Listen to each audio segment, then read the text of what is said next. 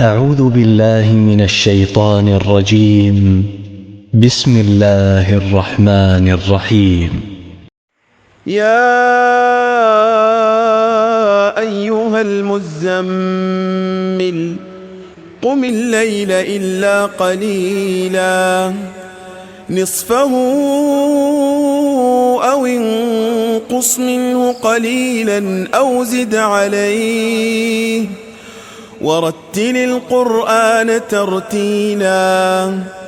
إنا سنلقي عليك قولا ثقيلا إن ناشئة الليل هي أشد وطئا وأقوم قيلا إن لك في النهار سبحا طويلا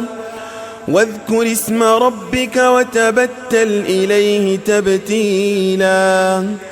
رب المشرق والمغرب لا إله إلا هو فاتخذه وكيلا واصبر على ما يقولون واهجرهم هجرا جميلا وذرني والمكذبين أولي النعمة ومهلهم قليلا إن لدينا أنكالا وجحيما وطعاما ذا غصة وعذابا أليما يوم ترجف الأرض والجبال وكانت الجبال كثيبا مهيلا إنا أرسلنا إليكم رسولا شاهدا عليكم كما أرسلنا إلى فرعون رسولا فعصى فرعون الرسول فأخذناه أخذا وبيلا فكيف تتقون إن كفرتم يوما يجعل الولدان شيبا السماء منفطر به كان وعده مفعولا إن هذه تذكرة فمن شاء اتخذ إلى ربه سبيلا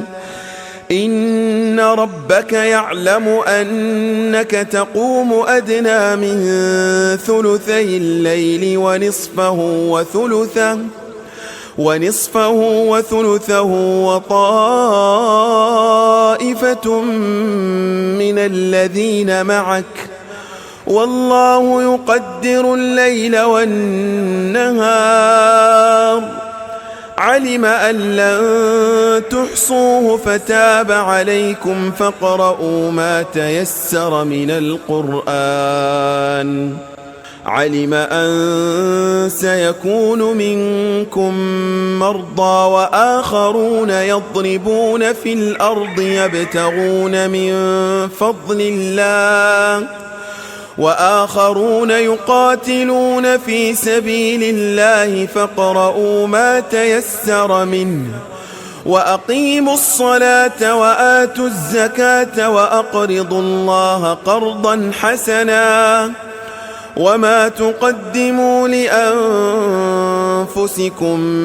من خير تجدوه عند الله هو خيرا وأعظم أجرا واستغفروا الله إن الله غفور رحيم.